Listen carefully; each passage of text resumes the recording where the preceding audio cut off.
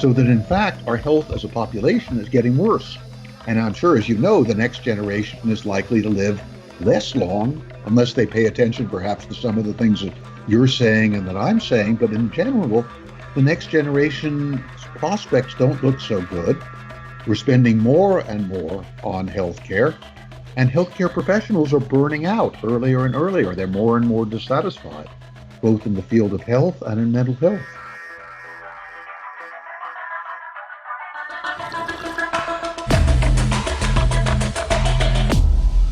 Bulletproof Radio, a state of high performance. You're listening to Bulletproof Radio with Dave Asprey. Today's cool fact of the day is that lab-grown organoids are actually more stressed out than your actual brain cells. And brain cells that grow into clumps in labs have ambiguous identities and make more stress molecules than cells taken directly from a human brain, according to new research. And they make these little clumps of brain cells using stem cells from skin or blood, which under the right conditions form three-dimensional clusters of brain cells, which are called organoids. And they're useful because they recreate some aspects of very early human and other mammal brain development in a period that you would never be able to study in the womb. And the new results are teaching us things about unappreciated differences between those organoids and our human brains. And this comes from the field called developmental neurobiology, which in my mind is one of the most cutting edge fields of study about what makes us who we are maybe before we even noticed. And some of the things that have come out in that field are in alignment with my very, very first book called The Better Baby Book, which is all about fertility and what you do even before getting pregnant in order to set your children up for success. In this case, this new science about organoids shows more active genes in stress response, and that these are not actually normal brain cells. They're stressed out cells that are neurological. And the good news, when they implanted and grew those cells for several weeks in a more normal environment with a blood supply in a mouse brain, the cells were less stressed and not as confused about their identities. So isn't it kind of creepy? Maybe all the cells in your body each have their own little identity, and you're just a collection of all those cells, and there's a whole bunch of these alien mitochondrial cells that are actually your puppet masters. Well, that's the world I think we live in. Time will tell. In the meantime, now you know what an organoid is, so everybody wins. Today's guest is a guy I'm really excited to interview. He's Dr. James Gordon. He's a Harvard-educated psychiatrist and a world-renowned expert in using mind-body medicine, this emerging thing that, oh wait, what happens in your mind is affected by what happens in your body. But he's healing depression, anxiety, and even psychological trauma, which is behind a lot of the things you do that you don't like, is unacknowledged trauma. And he's the founder of and now executive director of the Center for Mind-Body Medicine, which is a group that focuses on life-changing therapeutic work for individuals, families, and groups. For more than 25 years, he's led teams in relieving population-wide psychological trauma. We're talking during and after wars in the Balkans, the Middle East, and Africa, climate-related disasters in Louisiana, Texas, California, Puerto Rico, Haiti, and even after school shootings, and with active duty U.S. military and veterans. And he's got a new book that I really, like if any of this resonates with you, you really want to read his new book. It's called The Transformation, Discovering Wholeness and Healing After Trauma, that explains trauma is just a human experience, nothing wrong with you. Having dealt with my own set of traumas throughout my life and just understanding how they've affected who I am, how I developed, and what you can do about them, I think this is a core part of being bulletproof, is just understanding I got some programming. We all did if we're alive. And Dr. Gordon is one of the guys who's put decades into figuring this out with the hardest groups out there. So Dr. James or Jim Gordon, welcome to the show. Thank you, Dave. It's good to be here. Now, I could have gone through a longer list of all the cool things you've done, like Harvard Medical School, MD in psychiatry, and Georgetown clinical professor. Just like you're a very accomplished guy. And what I'd like to understand first, before we get into the details of what is trauma, why is it happening, and what is our response to it, it's not that common for a well-credentialed, Harvard-trained doctor to go into mind-body medicine. At what point in your career did you decide that you were going to basically flip the bird to your white lab coat colleagues and talk about mind-body medicine? Well, it actually, I don't know that I flipped them the bird, but I felt a little bit different right Okay. from the first days of medical school. Okay. And that was because I'd had an education, went to Harvard College and then Harvard Medical School. In college, there was such a range of thought that was possible and use of the imagination. And students in general were treated pretty well, pretty respectfully. I went to medical school and it felt like an extremely, extremely high class vocational high school. Everything was very cut and dry. My classmates were brilliant, funny, interesting people, but the way we were taught felt rather narrow, and there wasn't much room to question. And then, especially, I was troubled by the way patients were treated on the hospital wards. There seemed to be a kind of objectification, condescension, and other, kind of very cool treatment to people instead of warmth and connection that I looked for. It wasn't universal, but it felt to me from the beginning like there was something wrong with the system as a whole, something a bit wrong with the way we were being taught, and definitely something wrong with the way patients were being treated. So I felt, for the first time in my life, I felt kind of alienated, and I identified, and some of my professors didn't hesitate to tell me this, that I identified too much with the patients. but I could see that they were feeling, in not always, there were some beautiful doctors, but too often they were feeling neglected, misunderstood, that nobody was there really listening to them when they were going through hard times. So it wasn't that I came at it, change specifically through mind-body medicine, but I came at it from looking at the world from the point of view of my patients and seeing that how they experience things was different from me. So that opened me in a way to understanding and looking at other perspectives, not just my patient's way of looking at the world, but within a couple of years, I became interested in how other healing systems understood us. I've often thought, from having studied with or just spent time with and benefited from transpersonal psychology, shamanic things, Chinese traditional medicine, acupuncture, even Tibetan medicine in the middle of nowhere in Tibet, it seems like the variables we're dealing with are: what is the patient and the condition, what is the technique for healing, and who's the healer? And that if you try to remove the healer from the equation, that you introduce this sort of robotic mindset to medicine that alienates people. And it seems like it was taught in the 60s. I mean, I was born in the early 70s, and it's percolated throughout. Are we fixing it? Have we fixed it? Is it better today than it was 30 years ago? No, I think it's worse. I think it maybe in some ways it's better, and in some ways it's worse. How's it different? Well, back then, I think there was, certainly in psychiatry, there was much more emphasis on talking with patients. There was the biopsychosocial model, which George Engel put forward, that was really very fundamental to my training in psychiatry. You spent a lot of time listening to people. You did psychotherapy over time. It was important to understand the way patients looked at the world.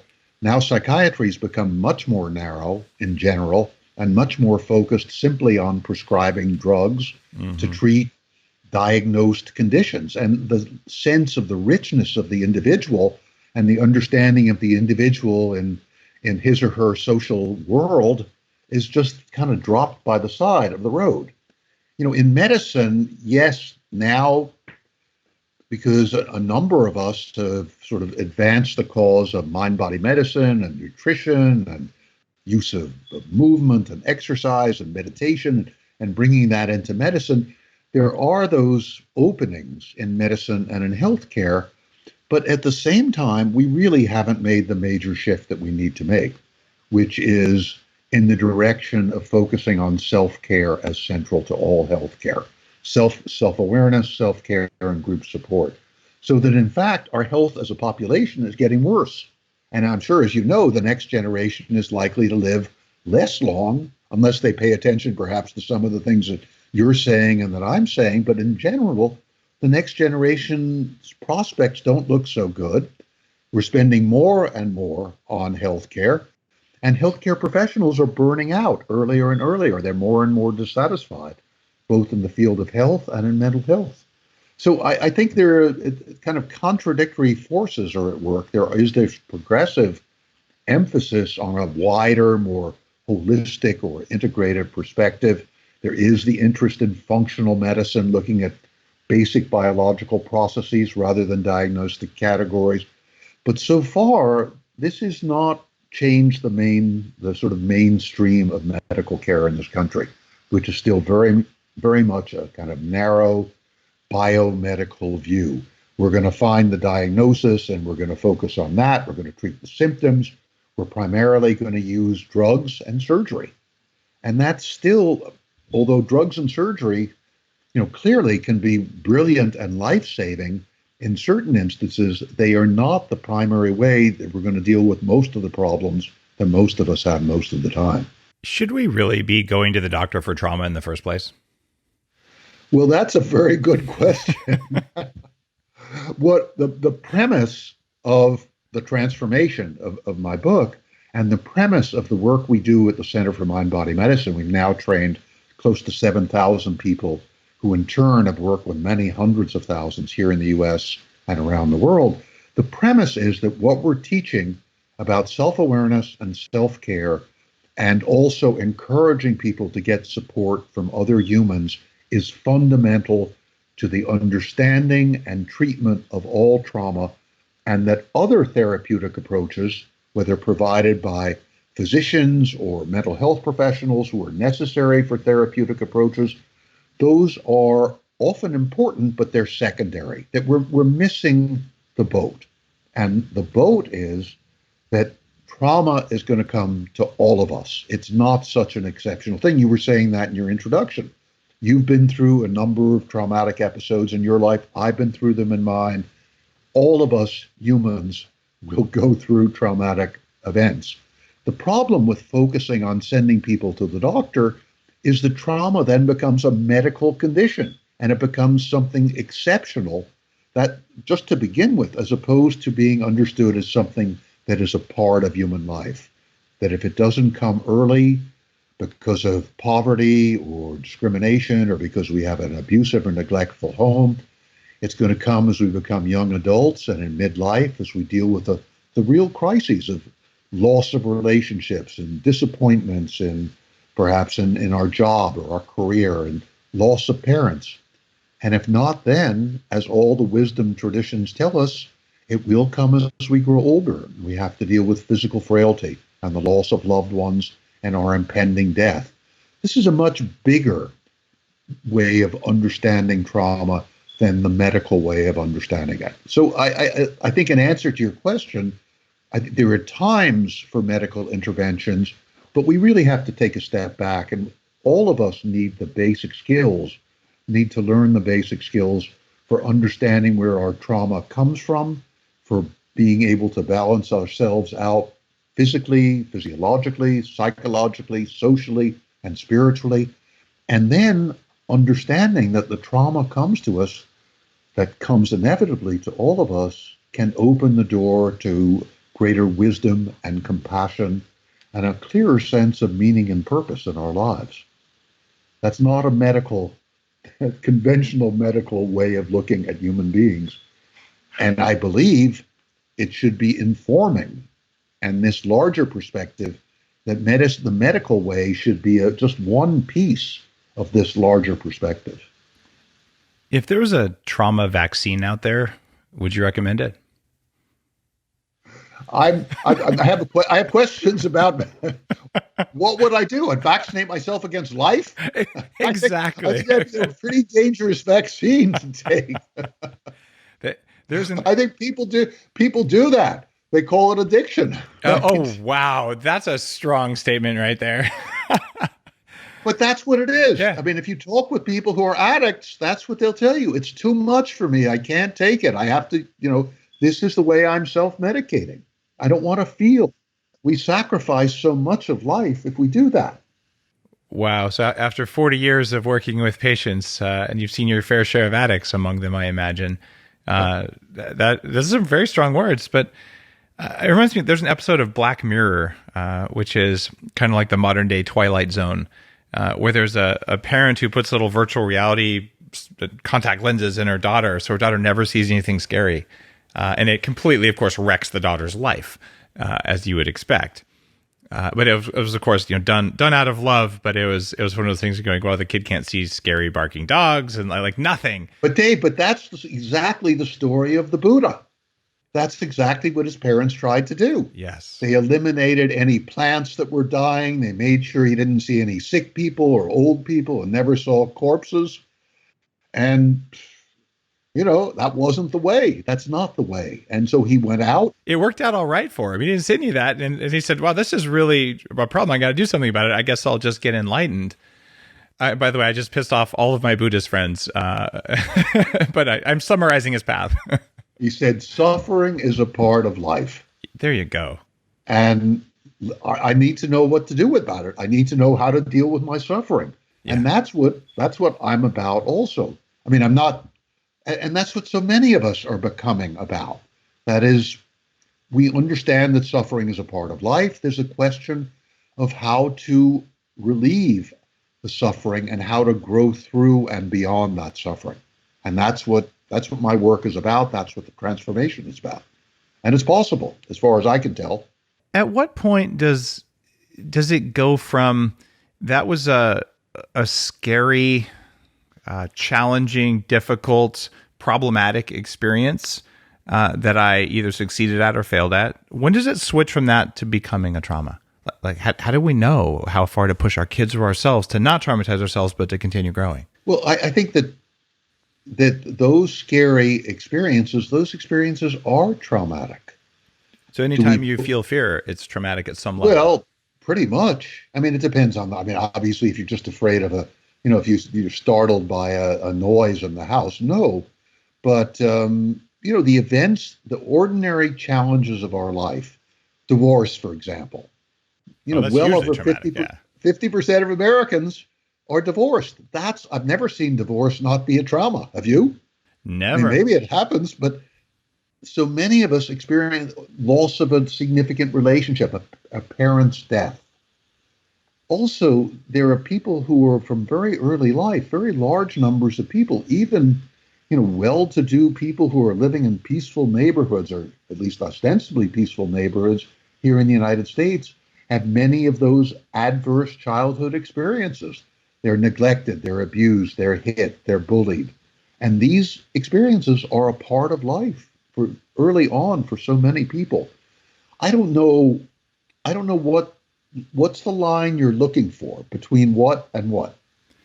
Well, let's take bullying, for example. So I had lots of bullying in my life. When you're the tallest and the fattest kid, the smallest kids will always want to, prove something. So I had way more than my fair share of bullying and fights. There's also, I look back on that, and you know what? There's some value to being able to stand there when there's someone who they're going to hit you, and you're going to hit them, and to feel like you're going to die, right? Which is what it feels like when you're in a fight in 5th grade. It really does feel that way. And then to walk away from that and with a black eye, or having given the other guy a black eye, and say, you know what, I survived, and I can handle myself. And years later, you'll be able to walk through a dark park and you'll have that energy that says, this is a person who can handle himself. I better not mug him. Right. So it's not like it isn't without value, but I'd rather, that my kids not have experienced the little bits of bullying they've had. Cause I can tell my daughter once said, in 1st grade, I didn't feel safe because there was a bully in class. And I'm like, oh man, that breaks my heart as a dad. And I know that wasn't good for her because it was, it's not. But how do you know? Like, okay, let your kids feel some pain, because pain is a teacher. That's both for myself and for my family. Like, how do I know? Well, first of all, you can't protect them. Yeah, and it doesn't work if you do. And second of all, we don't really know. My son, for example, who's now 17, when he was about 14 or 15, his football coach committed coaching malpractice and had them run drills full speed first day without helmets and pads. Oh. And a running back crashed his head into my son's face. He had 5 facial fractures and a concussion. God. Devastating injury. And yet that injury helped him to mobilize himself to discover who he was, what was important to him, gave him a sense of his own strength, and gave him a sense of the direction he wanted to take. Among other things, he didn't want to play football, not because he was so much afraid of being hurt, but because he could see that the football coach was irresponsible and that there was something about football that wasn't quite right for him. So he focused his energy in a different direction. As it happens, he's become a very good basketball player. Right. And that's how he's organized and mobilized himself. But he dealt with the pain beautifully. He dealt with the difficulty beautifully, and he really kind of grew up. Now, would I have wanted him to have had this injury? Of course not. But it came to him, and with support from his mom especially, and from me as well, he was able to come through it and develop a real sense of self-reliance that he had never had before. So I think, the idea is, what do we do when trauma comes to us? How do we get the support we need? And then how do we use a variety of different techniques that I write about and teach people to come through the trauma, to rebalance ourselves, to look at things with a different, bigger perspective, and to understand that this is something that's happened to us, but it doesn't define altogether who we are, that we can be bigger and grow beyond the trauma we've experienced. Your son had an unfair advantage. Okay, his dad's a world-leading expert in trauma. What did you say to him first when he broke his face on the field? If you were there, like, what were your first words to him? Something like, "Holy shit." That must have hurt. Okay. No, probably less professional. Oh my God. I wasn't there. I just heard on the phone. His mom told me. I was just shocked and worried. And I wanted to make sure that, exactly what are the injuries, that he had the best surgeon. So he needed a medical intervention. There was no question. Was that traumatic for you then? So you experienced the trauma through your son? Of course. I think we all do. That's another source of trauma, is when people we love are hurt, that we go through. And another source of trauma, not in his case, the medical care actually was exemplary in his case. But for many instances, I've seen medical care itself be traumatic. Oh, yeah. So the injury or the illness is traumatic, but the pain and suffering in the hospital and the indifference that's too often there in hospital settings causes more trauma, both for the patient and for the patient's family. So, yeah. Now, okay, so you experienced your own little, oh my God, my child is injured. So you had your own traumatic experience, but then you got to put your head together, and then you went and you held his hand in the hospital. What'd you say to him? Like that? What are the first things, other than "Are you okay"? Like how did you frame it for him? Well, we're going to be there for you. We're going to do what's necessary for you. We're here for you, and here are some things that we can teach you to help you go through this situation. So it was you're supported, you're safe, and here's tools for you. Here's tools for you, and you will recover. Hope is absolutely critical element. One of the things that I do when I work with people, and I did this some with my son as well, but everywhere I go, I teach people techniques that give them an immediate experience that they can make a change in how they feel. Simple one being slow, deep, soft belly breathing. Breathing in through the nose and out through the mouth with your belly soft and relaxed. And what happens is, if you do this for 5 or 10 minutes, just about everybody, 70, 80, 90% of people, notice they feel a little more relaxed, shoulders relax, maybe heart rate goes down, muscles are less tense. So right from the beginning, it's not just me saying you're going to come through this. They're having a felt experience. I can feel better and I can do something for myself. So right from the beginning, whether it's my son or a 9-year-old kid I'm working with in a war zone whom I'm teaching the same soft belly breathing, or a 60-year-old person who's lost half a dozen family members, what they're feeling is, yes, this is unbelievably bad, unbelievably difficult, and maybe there's a chance that things can change, because I've experienced the change and I've experienced the fact that I can make a change for myself. So right from the beginning, it's not just that I'm saying that there's hope. In the transformation, I'm also telling stories of people who will give hope to my readers, but I'm also right away giving people an experience that they can make a difference. So it's not just a matter of theory or science or other people's experience.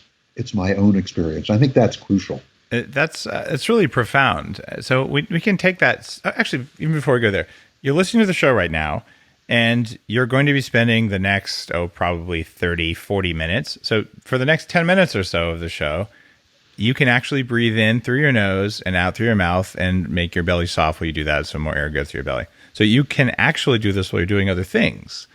So there you go. You can do twice the ROI for today's show just by doing that, just consciously as much as you remember while you're listening to the rest of this. Like, it's zero cost, but just try it.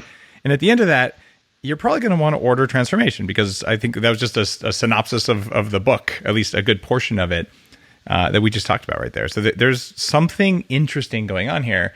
And if you believe the supposition from a very believable guy with very strong credentials that everyone has experienced a trauma, hey, maybe that breathing is going to do something and maybe it'll change your day. And if not, you didn't really lose anything. Maybe you just got more oxygen. Like the risk is pretty low.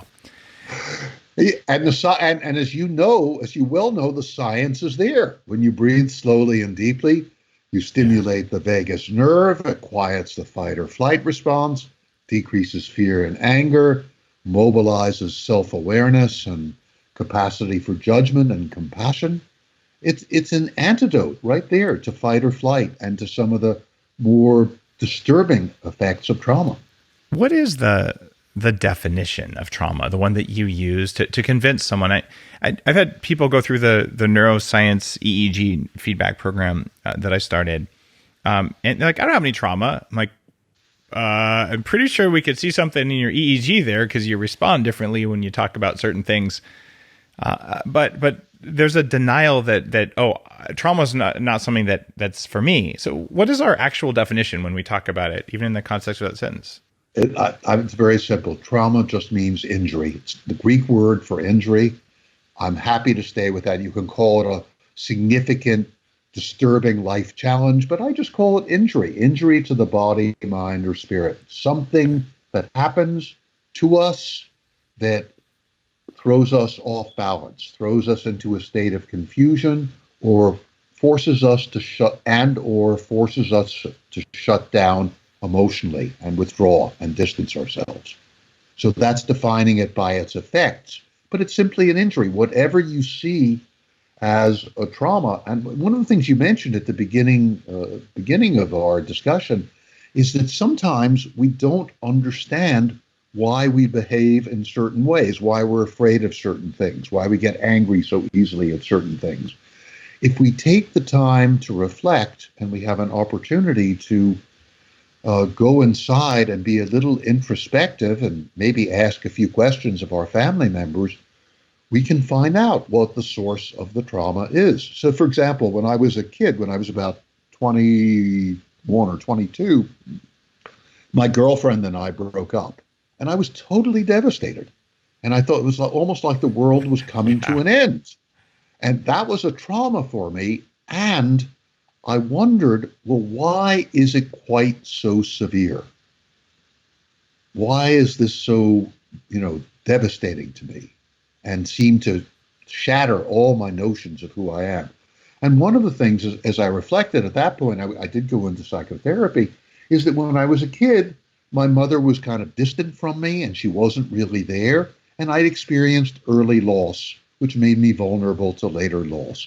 That understanding helped me to become aware of what was going on with me in the present moment with my girlfriend. Didn't make it all go away. I had to find other ways of helping myself to move through that particular trauma. But I think that if you have an experience, I don't try to convince people that trauma is there in their lives. It's really a question of opening the door and saying, well, nothing has happened to you in your life that's been really upsetting, that's thrown you off. Or if you're not interested, that's fine. But you might consider the fact that it's highly likely that someday, if you don't die soon, you're going to die later, and that you're going to go through the difficult situation of becoming frail and dealing with the loss of loved ones. That's there. That's part of human life. And I think people increasingly are recognizing their own vulnerability. We need to create a situation that makes it safe to do that. One of the things we're seeing is that people who think they have to be so strong and so tough and that nothing is going to touch them are really, really suffering. For example, more and more first responders, policemen, police officers, and firefighters are killing themselves. They're becoming depressed. They're becoming suicidal. They're killing themselves. They're coming down with chronic illnesses. So they're beginning, as they see what's happening, to understand that something's going on here that's affecting me, something I need to deal with in my life.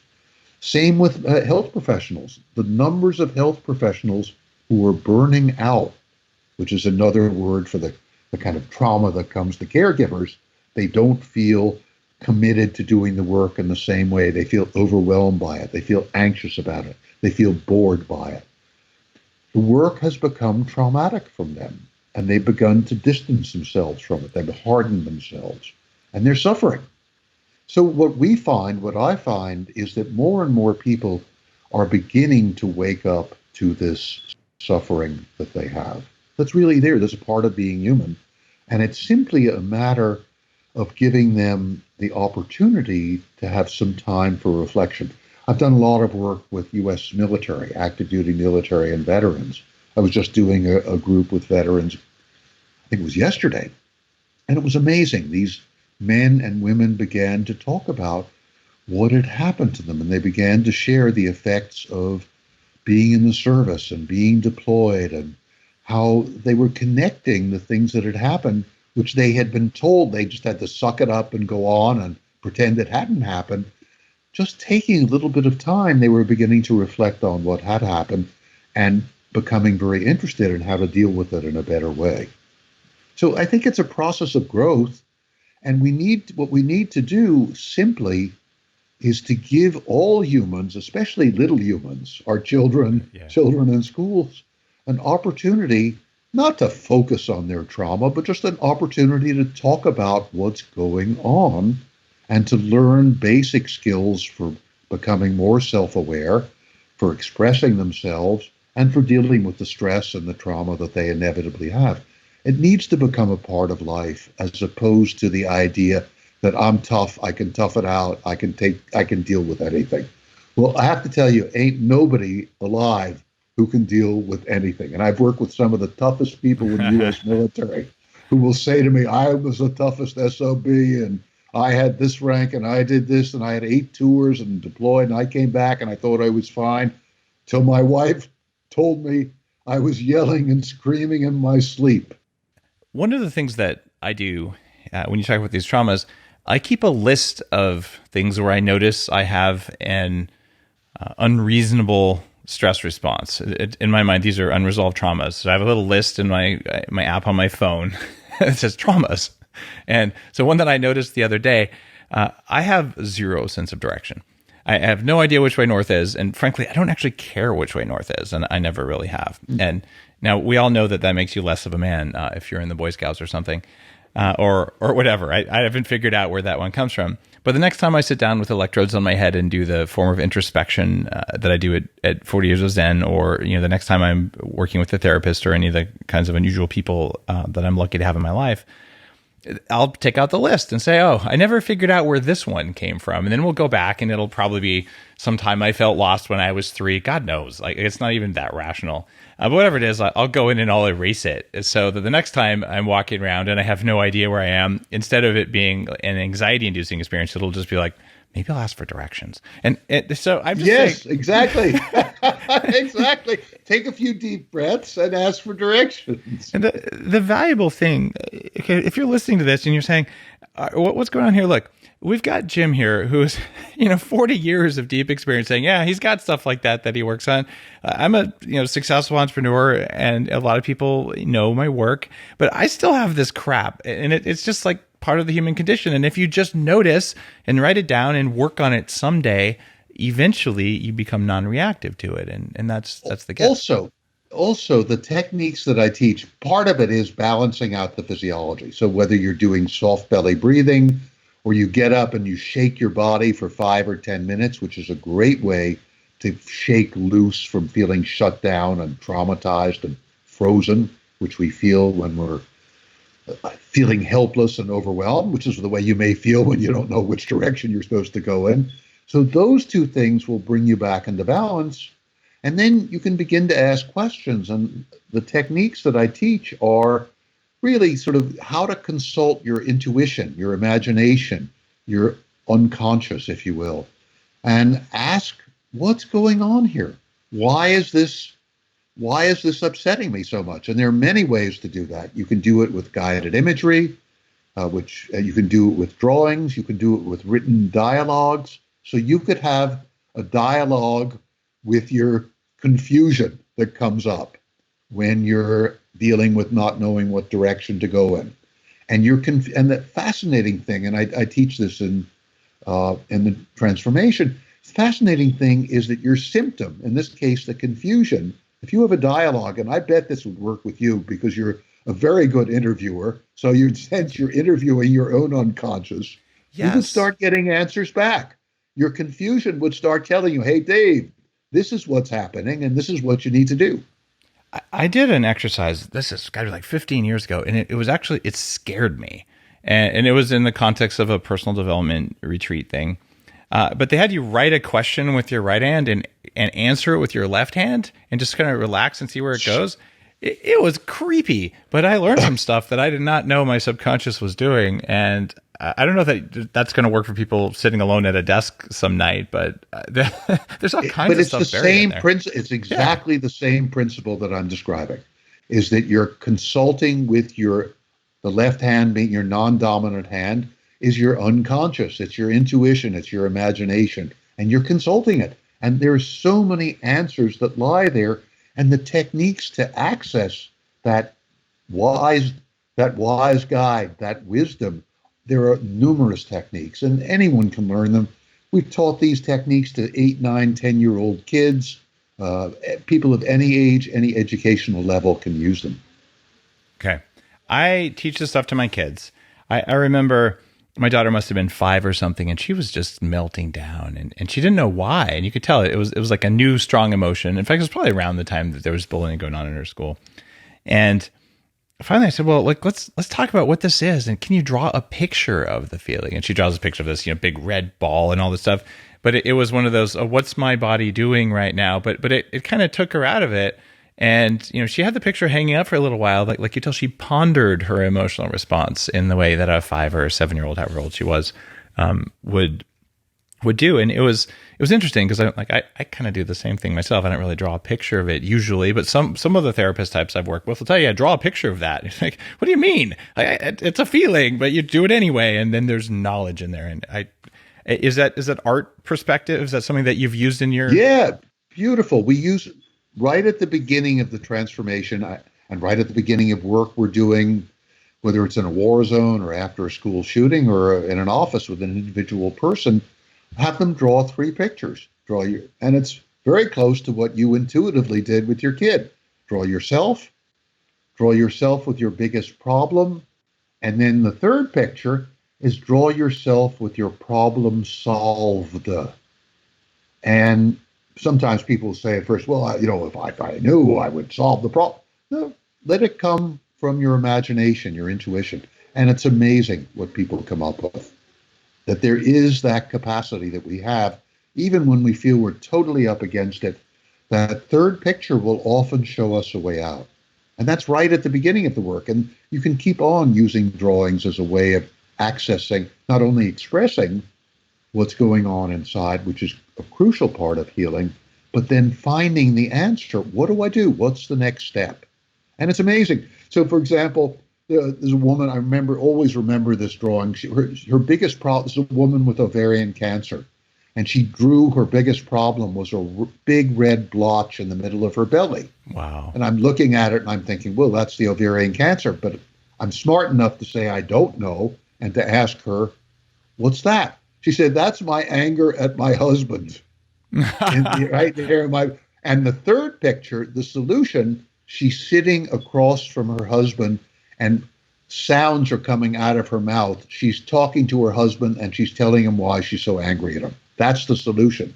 It's not what I might have thought, the cancer, that's obvious, but it's not. She came up with the problem and she came up with the solution. And all of us have that kind of wisdom inside us. That's some profound stuff, and it's pretty far away from a bucket of Prozac. Yes, it is. Now, we've zoomed in on children and individuals, but some of your work is in some war-torn regions where it's not just an individual who's experienced the trauma of war, but it's you identified trauma earlier as being an injury that can be a spiritual injury, emotional injury, a physical injury, but it's the whole community is highly damaged. What is the role of your book, The Transformation, or the techniques in it, and dealing with a whole school, a whole city, a whole country that's full of trauma?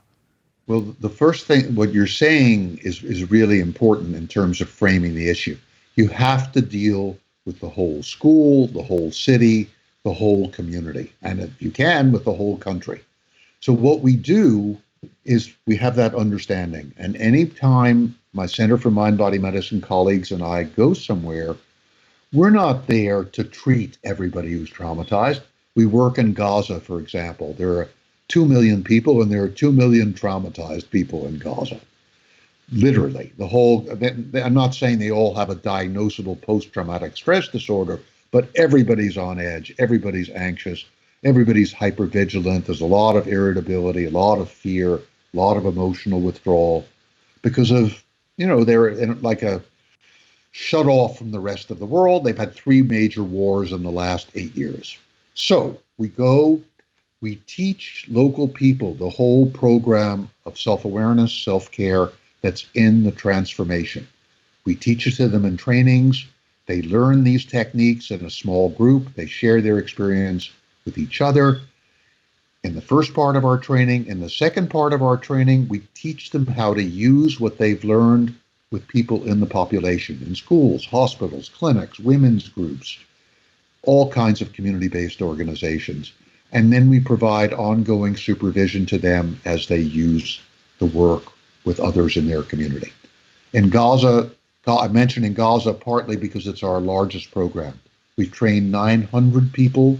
They're not all health or mental health professionals. A lot of them are teachers, leaders of women's groups, clergy, community organizers, former combatants, first responders.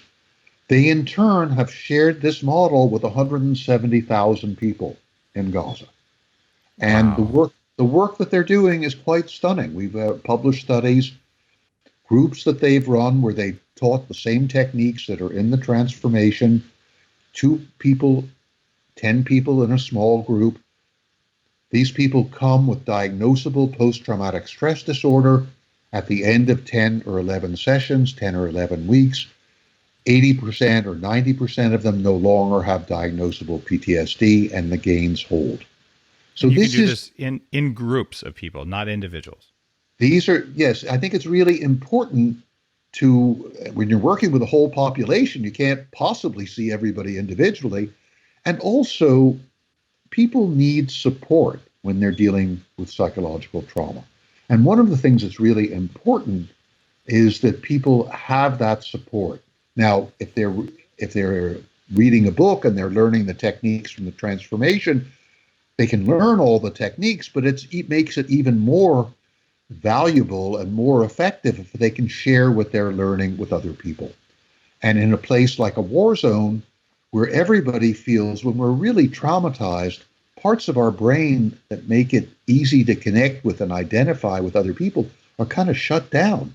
So it feels like we're alone with our trauma, even though we can see that the whole neighborhood has been destroyed, even though we know other people have had family members killed. It often feels like we're alone. So it's really helpful to have people come together in groups to share with each other their experience. And for readers of the transformation, part of the sharing is with people whose stories I tell in the book, so you feel like you're connected with them. But I also encourage everyone to get connected with other people, to share what they're learning with others, to share their vulnerability with other people. It makes a huge difference. One thing you didn't mention about that 80% is that you did a double-blind placebo-controlled trial, which is the benefit of being a Georgetown professor, on what you did here in order to help these kids let go of their PTSD. So this is a clinically proven effective thing using the highest standard. And let's see, placebo's 30%. Drugs that suppress your trauma response have a 45% depending on the drug, and plus drugging kids is usually a bad strategy to start with. So this is more effective than anything else we've seen, right? Well, it's certainly, I think first of all, for post-traumatic stress disorder, there is no drug that has been shown to be clinically effective. Even in the most optimistic psychopharmacologists, they might say, well, some of the antidepressants relieve some of the symptoms of depression. Some of the anti-anxiety medications relieve some of the symptoms of anxiety. But there's been no good evidence that drugs relieve post-traumatic stress disorder. Cognitive therapy can be very helpful. Other therapies can be very helpful. What we're doing, and we did do this randomized controlled trial, this was in Kosovo, and this was kids who had been in an area of Kosovo called Sureka, where 80% of the homes were destroyed and 20% of the kids in the high school lost one or both parents. So very significant psychological trauma. These kids high school kids participated in 11-week-long groups where they learned the mind-body skills that are in the transformation, and they had these results. More than 80% no longer had PTSD after the groups were over. Those gains held at 3 months follow-up. Very striking findings, good scientific methodology. Studies we've done in Gaza were not randomized controlled trials, but the results were the same. The important thing also is the people leading the groups were not psychiatrists and psychologists. They were rural high school teachers. So that means that's a big deal. Yeah, these were people who cared about the kids. They were good teachers, good people. They got supervision from us, but they were leading the groups. And they led groups for all 1,000 kids in their high school. And they worked with everyone in their community who'd had a family member killed. This is very hopeful. This is one of the sort of signs that it is possible to work with population-wide psychological trauma and to use community members who are not trained health or mental health professionals to do the work. It's also a very good finding for people who are learning the techniques, that you can learn these techniques yourself and you can use them yourself. This is really all about giving people the power to understand and help themselves. And if we go back to the beginning of our conversation, this is part of what was missing and still to a significant degree is missing from medicine. We don't really value people's capacity to understand and help themselves.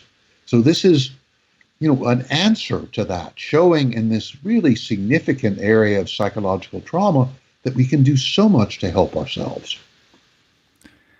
How hard was it to screen the people who lead those groups? Is it 1 in 10 people can do that? Is it 1 in 100? How do you know you're not getting like a little monster in there who's going to further traumatize the kids? I'm happy to have the monsters in there. We don't, except when we're doing a research study, we don't screen. No kidding. What we say, no matter where we're going, is this is a group where you're going to learn skills to understand and help yourself. A lot of people we call them mind-body skills groups. So what we say to people is, this is an opportunity for you to learn skills that will help you to help yourself. Are you interested? For attendees, that makes sense. I'm talking about the person who's, these high school teachers. We all know that people who are traumatized tend to traumatize others, like the more traumatized you are. So how do you know that the person who's standing in front of this group teaching them things isn't going to cause more harm? We train these people. They come through our training, And every once in a while, some of the people who come through our training are not able, they're so caught up in their own difficulties, they're so troubled themselves that they can't do it. And so we don't encourage them to continue. We Got say it. it's not the right time. So we screen the people who we train. What percentage of people can take the training and use it beneficially? I would say I've never done it by percentage, but what we see is I would say 90% of the people who take the training can do the work effectively. And could lead another training. So this can go viral. Is that the reason I'm asking this? It's like, do you need to have a special human being with a halo over their head in order to lead a group of people? Or can you take anyone from the group who's been through it and go, oh yeah, I'm going to teach you how to teach it? In other words, how viral can we make this? So the criteria to begin with for people who come through our training are you're willing to learn on yourself. Okay. You're committed to taking this work out to work with other people, and you're willing to be supervised as you do that work with others. Now, we leave it to our local partners wherever we're going, whether it's Gaza or Israel or Kosovo or Haiti or South Sudan, to choose the people. So they pick people who they think will be appropriate. And we ask people to apply, and they write a little note about who they are and why they would like to do this work. What's amazing to me is how well people can do it who never believed that they could do it. Sure, every once in a while there's somebody who's so totally caught up in their own ego that they just can't do the work. But the vast majority of the people who make this commitment, who are chosen by members of their community who are the leadership in the community, they do quite a good job. And, there are obviously variations, but you have to be willing, when you come through the training, you have to work on yourself. And if you don't want to look at yourself, okay, then you're not right for doing this. If you're willing to be in a small group and learn these techniques and explore what's going on with you, that's a big step. And then we supervise you as you learn to use it with other people in our advanced training, and we see how they do. And not everybody can do it.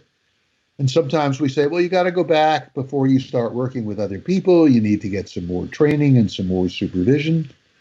But I would say if people who are listening to us are interested in our training and they are committed to taking this work out to other people, they should get in touch with us at the Center for Mind-Body Medicine and learn more about what they're doing. And if they'd like to be part of our training, we're always open to training people. You read my mind there. Bulletproof Radio gets about 2 million downloads a month. So this is one of the top 0.1% of all podcasts listened to. And there's a community of people who actually just very deeply give a shit about the world who are attracted to the show. So I know that probably pushed buttons for a few people saying, hey, maybe I should do more. And we have no commercial thing. I don't even know if the Center for Mind Body Medicine is a nonprofit or not. I'm just saying, like, if you're thinking I want to make a difference, like, this is a drug-free, zero cost. You could do it in a traumatized community. In fact, the lower the economic status of a community, the more likely there's trauma, because not knowing where your next food comes from is traumatic. So, like, there's lots of good work you could do in the world that's very, very accessible. And so I think this is worthy stuff, in part because you go into the biology in your book, and it's one thing to sort of say, well, there's magic fairies and we know that people get better.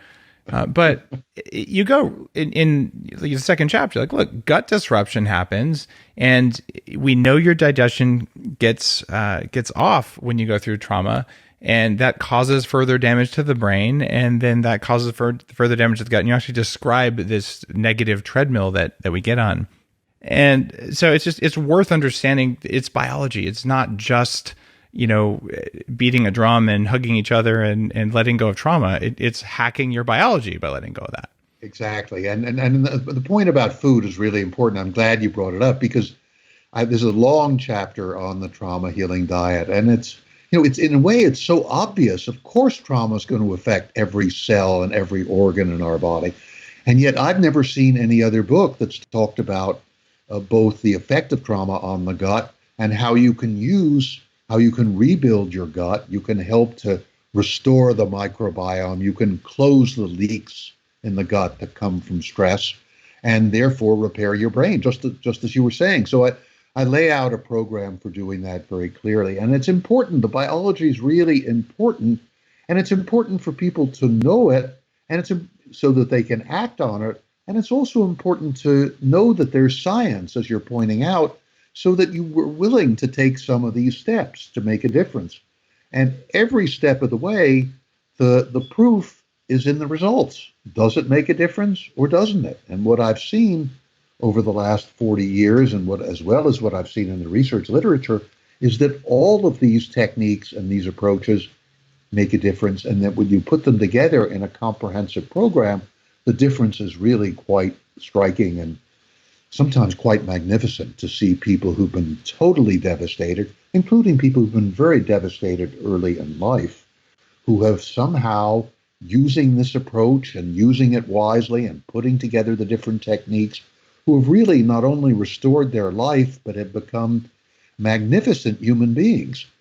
One of the things I want to mention that's really important here is, as we deal with our trauma, there is a process not only of rebalancing and of healing, but a process of growth that encourages us naturally to want to reach out and be more generous and compassionate to other people. In the psychological literature, we now talk about it as post-traumatic growth. But this is an ancient, the kind of age-old understanding of all traditional societies, that trauma is actually the soil in which wisdom and compassion can grow. So as painful as it is, it's also an opportunity. And we need to address the biology, the psychology, the interpersonal aspects, and the possibility, the spiritual aspects as well. You go into gratitude in the book, which is a core part of the Bulletproof lifestyle. People who listen to the show for a long time have heard me say every night with my kids, 3 things you're grateful for. It's I think in every one of the books I've had. And I would say gratitude is pretty much that vaccine for trauma that we talked about before.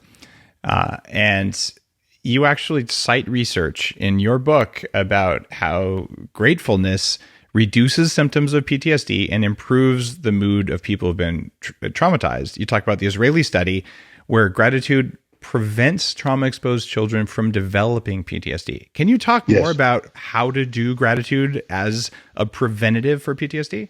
Well, I think what you're doing with your kids is right on. That's exactly there's so much research on these gratitude journals, is what they're technically called. Yeah. But it really, all it is being thankful for. It's good to write them down if you're old enough to write. 3 or 5 things for which you're grateful. And there are a whole bunch of studies. Sometimes people have done it for a couple of weeks. Sometimes they've done it for a couple of months. Just that reminder that we're grateful for something gives us a reinvestment in life. One of the difficulties with trauma, of course, is that it overwhelms us, and we feel like it's not just the particular event, but nothing seems to matter anymore. And yet, when we keep a gratitude journal, we're reminding ourselves, oh yes, something matters. There is something that we care about. The other thing, we're reinvesting in life, and we're looking at the possibility that not everything is so negative. So it's very, very powerful. I think that meditation opens the door to gratitude. Meditation, relaxed moment-to-moment awareness, brings us to acceptance, and acceptance is only is like next door to gratitude. Once you start accepting, that is a welcoming of life, and that's pretty close to gratitude. Now, some people are very grateful, seem to be grateful constitutionally. They came into the world being grateful. The rest of us, it's not so easy. So the gratitude journal is a very, very useful tool. And you go in your book from talking about gratitude towards forgiveness. And then the path that I tell people is like, you're not going to forgive anything until you find something to be grateful for. So you have to start with gratitude. But you have a deeper take on forgiveness in transformation. And so I would like you to define what forgiveness is and then tell listeners how they can access forgiveness. Well, forgiveness is really, it's a kind of letting go. It's a very deep getting over it. That's a And great. No one's ever said it that way. Okay, I really like that. I keep has a going. ring to it, huh? Yeah. And it's like, okay, and it does start with it. So I would say the road goes from acceptance to gratitude to forgiveness. I think the thing about forgiveness, I don't never try to force it on people. I talk about it, as you said, after gratitude toward the latter part of the transformation, because it's not so easy in the beginning. And I think as we think about forgiveness, it's partly about forgiving other people for hurting us. It's partly also about asking others to forgive us. There's a kind of humility in it. And finally, it's about forgiving ourselves, which for many of us is the hardest part of it to do. And I teach a very simple uh, Buddhist meditation on forgiveness, which includes just sitting and relaxing and imagining the person who has hurt me across from me and forgiving that person, then letting that person go, imagining someone I've hurt, asking for forgiveness, and then imagining myself sitting across from myself and forgiving myself, and then letting that forgiveness expand to the whole world, to all those who need forgiveness, which is all of us. Every major religious and spiritual tradition understands that forgiveness is essential for us to become peaceful and to become sort of in harmony with who we're meant to be. But we have to start it, step by step. I remember in Kosovo, a guy who came to our training, I think he was a journalist. We did this forgiveness meditation toward the end of the training. And he said, I don't know if it was a success or not. He said, I couldn't forgive the man who killed my brother, but I sure as hell don't want to spend the rest of my life trying to take revenge. And I said, that's success. That's a huge step, that he's gotten out of that spiral that's destroying his life. When we're unforgiving, when we hold resentment, all we're doing is damaging ourselves physically, psychologically, spiritually, socially.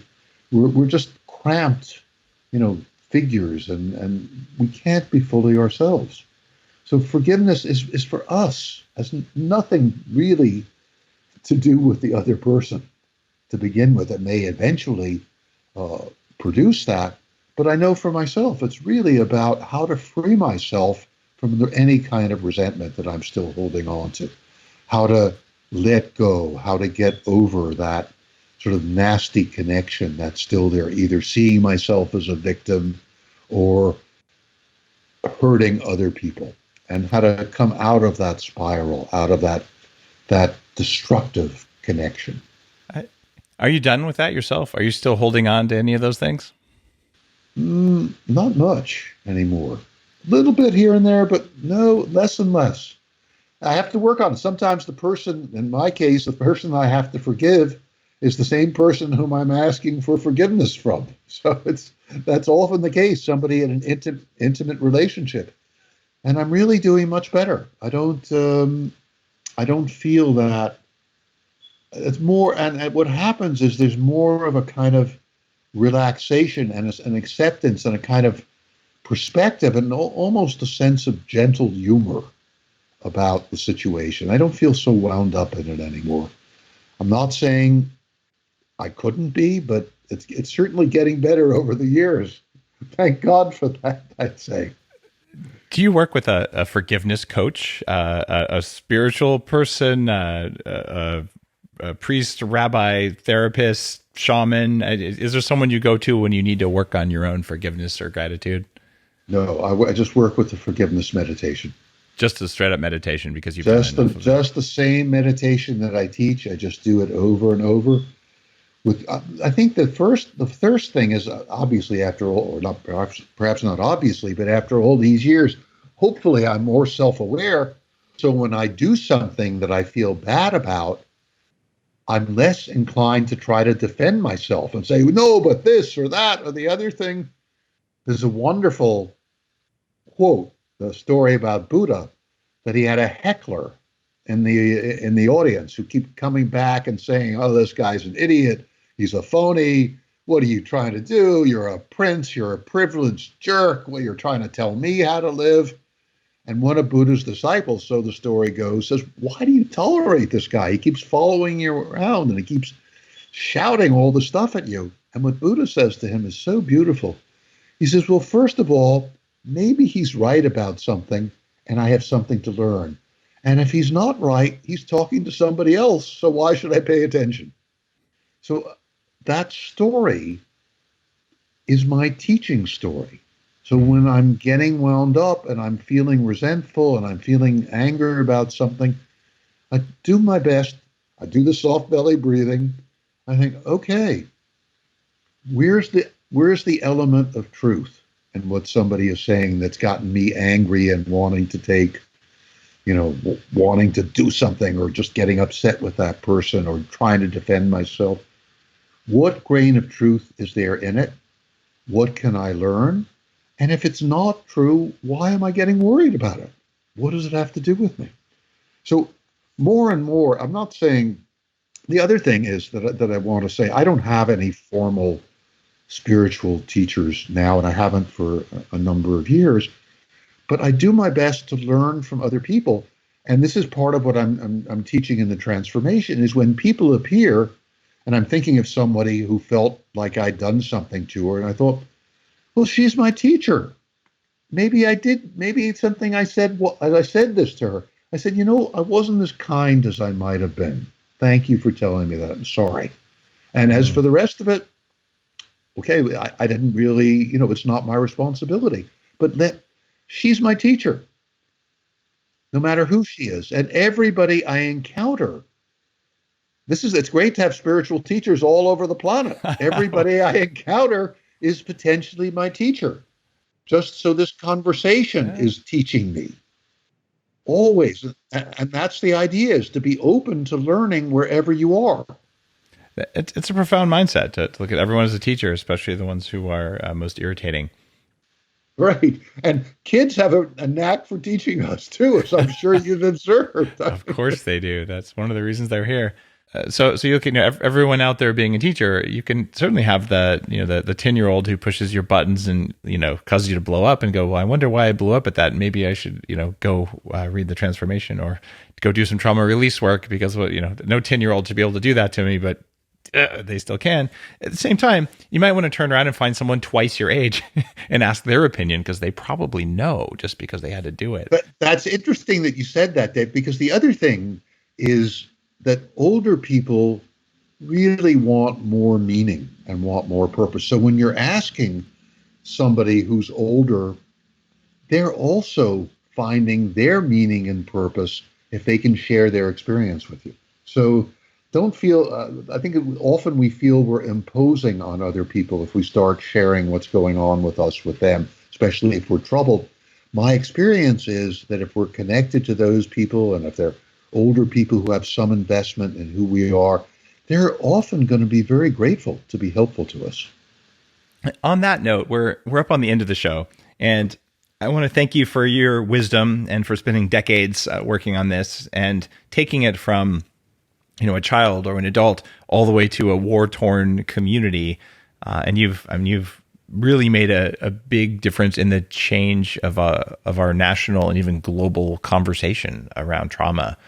You've been on 60 Minutes, you've written for the New York Times, and all kinds of really big things where people have changed this from trauma being something wrong with you to something that's a biological thing that's eminently changeable.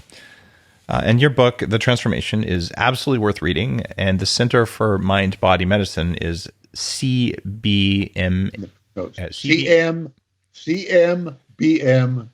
Charlie, Mary, Betty, Mary.org. There we go. It's the initials for Center for Mind Body Medicine. Even if I didn't figure those out, I'm going to have to go forgive myself for that later.